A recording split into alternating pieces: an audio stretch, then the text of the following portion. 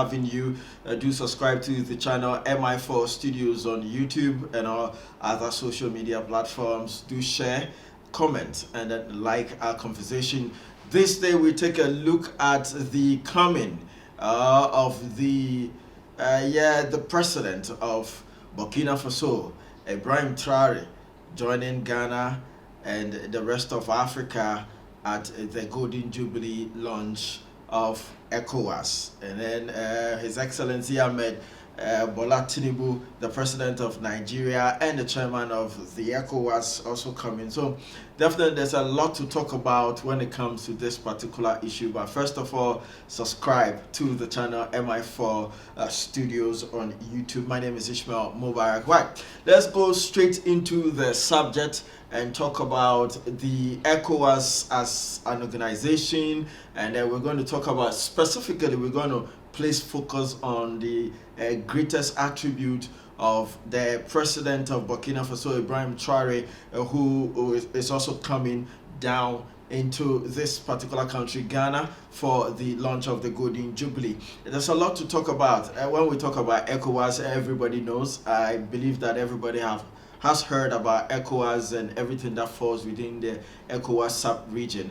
And yes, the question that I'm going to ask is that, do you think or feel that ECOWAS is living up to its expectation? Has it overstayed or overdue in terms of its purpose and its importance to the members of the ECOWAS countries? Are we really enjoying what is supposed to be enjoyed? Because we are not borderless as we are supposed to be according to the ECOWAS vision. We are not using the same currency. The ECO that was suggested is something that is gone back. We are not using the same currency, and so therefore is the purpose of ECOWAS really being achieved? And the ECOWAS meetings and the summit, the changing of the ECOWAS laws, rules and regulation, is it really something that is really inuring into the benefit of the members of the ECOWAS sub-region? These are the many questions that I think that we as ECOWAS members or Africans, we are asking ourselves as it stands right now. But then fast forward, after the ECOWAS sub-region and the African Unionship had changed the way they work to be more effective and more efficient than they used to be, have you or have your country benefited the way it's supposed to benefit? Economically, are we good? The AFTA, that is the free trade, intercontinental free trade for the African country, is it working in your country? How much money is coming in there? How much of being an ECOWAS member is worth the furs, the pageantry, and the many celebrations? So if there's going to be the launch of a Golden Jubilee, we need to do a retrospective analysis. But then today's on, we're going to have a focus on Ibrahim Traoré, the president of Burkina Faso, and some of his great attributes that makes it very compelling for some African leaders to emulate. And if they do emulate, definitely it's going to inure into a proper development in the various countries, even more than the what the ECOWAS has to offer.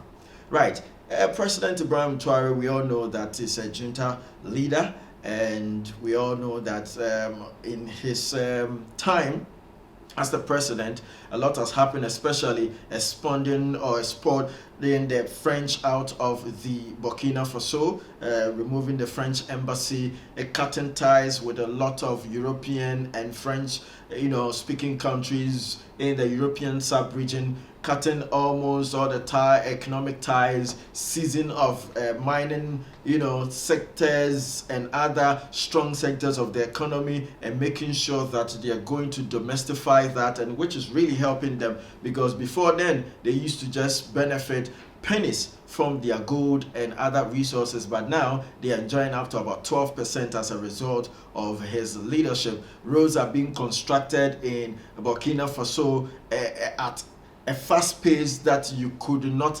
understand, you could not even agree or fathom that in an African country such development will be going on at such a pace under a military ruler.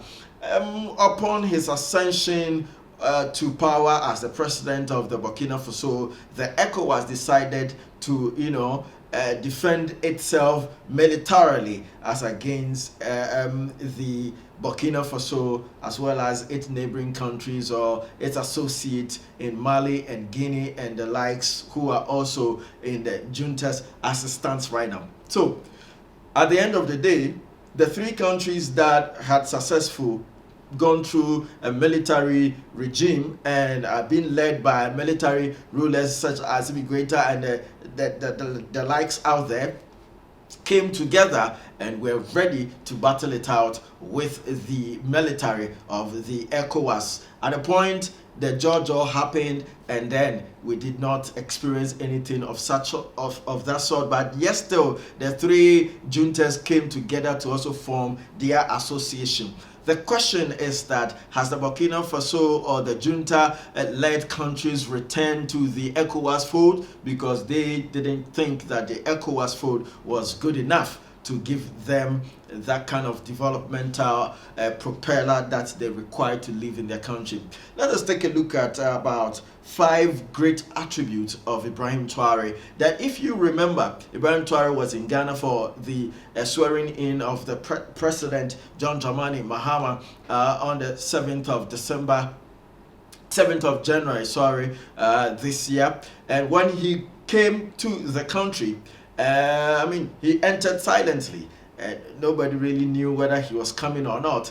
On that very day, when he was mentioned to go shake hands with the president, sworn in, the entire Independence Square entered the biggest row of the day, and the youth were rooting for Ibrahim Traoré to the extent that it marveled everybody. And the MC Kum, the Speaker of Parliament, Aban Sumana Kingsford Bagbin, was elated, and there was so much talk about Ibrahim Traoré. What makes you fall in love with the gentleman Ibrahim Traoré? Is it because he's just a young person, or is it because he's, ensuring that there is deepening development in his country? Is it for the fact that he's a military ruler yet is seen doing so much in terms of development and having his people at heart? What really made Ghanaians pour out their voices in such a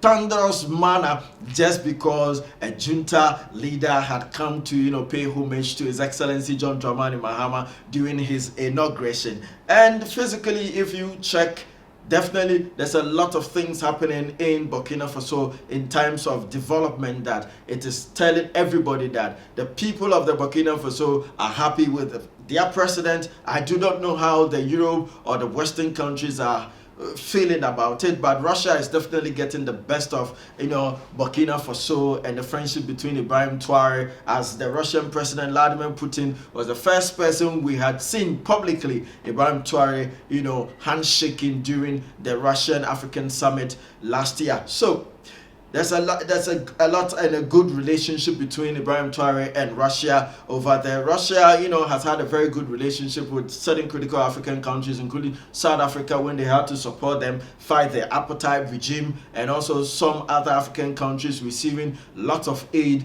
from Russia. So to have Russia supporting Burkina Faso and Ibrahim Traoré's presidency, that means a whole lot to the entire world, because Russia is a superpower and it's got a military power that nobody in the world wants to joke with. But then let us put Ibrahim Traoré into perspective. Ibrahim Traoré has got some great qualities as a leader, and let's start from his economic vision. In terms of economic vision, Ibrahim Traoré's policies include investment in infrastructure and industrial development. He wants to highlight his vision for economic independence and growth for Burkina Faso. His stance against foreign exploitation of African resources resonate with many. So he has great economic vision, and his topmost priority is to ensure that the West and let me simply put, Europe and the Westerners do not take advantage of the natural resources, the human resources, and all other resources that is left or that rightfully belongs to the people of Burkina Faso. And so therefore he's changing policies that will skew things in favor of Burkina Faso and the people that he's leading. And these are his economic, vision for his people. He's also great when it comes to youth engagement. Traoré's emphasis on empowering the youth is evident in initiatives like the National School of Water and Forestry and police recruitment drives. So Ibrahim Traoré has set up the National School of Water and Forestry, and then also recruiting so many of the Burkinabe youth into the Burkinabe police force, and I would definitely believe that into the Burkinabe military force, to ensuring that there's so much work and youth employment going on in the country. The fact that he has been able to set up the school that focuses on water and forest, that tells you that galamsey and other stuff happening in the likes of Ghana and some other places is never welcome. So you cannot joke with the sanitation, the environment, the farming lands and the forest lands. You cannot joke with it. So that is it there. He has engaged so many youth in the country, and that he has become sort of a demigod to them. And the women are also so happy to always lay their cloth down for Ibrahim Traoré to work and all of that. Also, he is a member, or let me say Burkina Faso is a member of the Alliance of Sahel States, that's the AES, and Traoré has been an instrumental person in the formation of the AES, and then that is the confederation aimed at mutual defense and greater integration among Burkina Faso, Mali, and Niger. So, in terms of military, just as we have the European Union having the NATO as a military body that, touch one, touch us all, and then one comes at you, we are all coming at you kind of policy system. The same thing is what the AES or the Sahara, states are doing, and that includes Niger and that of Mali and Burkina Faso. And this particular president, Ibrahim Traoré, is one of the founding fathers, and he has played a great role in terms of getting this done. The last but not the least on the list is withdrawal from ECOWAS. That is the big question that we have been asking. Is Ibrahim Traoré and the Burkina Faso finally and fully out of the ECOWAS? What are the consequences? Is it positive? Is it negative? Since they announced their absence or their acquittal from the ECOWAS system, have they been economically impacted better than the countries that are currently or have continued to be members of the ECOWAS? It's a big question. Burkina Faso, under Traoré's leadership, along with Mali and Niger, recently withdrew from ECOWAS. That decision reflects tension between these nations and the regional bloc, raising a lot of questions about the future of West Africa integration, and if the integration has got anything better to do for the members there. And that saw a lot of criticism, that saw a great tension, and nearly ended in chaos when Niger was banned from exporting its finest raw material, onions, and Ghana having even the impact on the market. Onion prices shot up, and everybody remembers that. I believe so was it into other African countries or at other African country level, and so therefore we all felt the heat of that particular ban. And finally, democratic and then diplomatic talks happened, and now things have been opened. Is the Burkinabe and Niger as well as Mali returning to the ECOWAS bloc? The question is in the prerogative of Ibrahim Traoré, the president of Burkina Faso, to answer. That brings the concern or the question that is the coming into the country to be a part of the launch of the Golden Jubilee of the ECOWAS. Is it something we could, tease or think that Ibrahim Traoré or Burkina Faso is returning to the bloc or to returning to the ECOWAS fold? Is this something we could say? Right.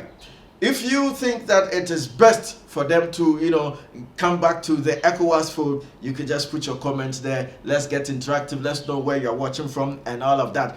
Right, the biggest attribute that anybody can see, which is very physical when it comes to Ibrahim Traoré, is that his leadership style is unique. Traoré's bold and courageous leadership style has been a defining feature of his presidency. His focus on national unity and infrastructure development, such as the recent inauguration of a cement factory and road building project, showcases his commitment to Burkina Faso's progress. And so therefore, we need not say so much. We did not talk too much here. We've talked about how great this great young leader is. It takes after Thomas Sankara, the freedom fighter, the developer of the Burkina Faso sub-region. So therefore, the spirit of Sankara lives on and lives through Ibrahim Traoré to that regard. And God really bless you for watching. Do subscribe